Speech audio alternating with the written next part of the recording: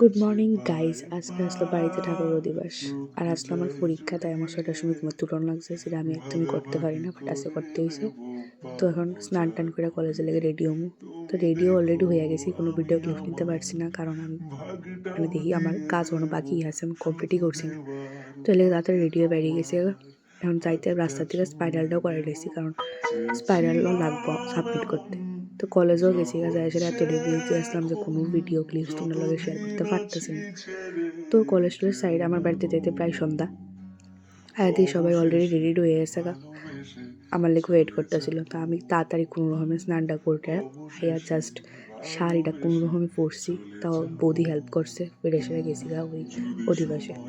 তো অধিবাসে যাইয়া সবাই গেছে এখানে ঠাকুর বাড়ি, তো ঠাকুর বাড়ির থেকে আয়া এসে আমরা বাড়িতেই পুকুর আছে, এখান থেকে জল ভরবো। এখানে জল টল ভরা শেষ, সবাই আইসে, এখন পার্টি হবো। তো পার্টির কাছে কীর্তনটা হয়, এটাই হইতাছে আর কি।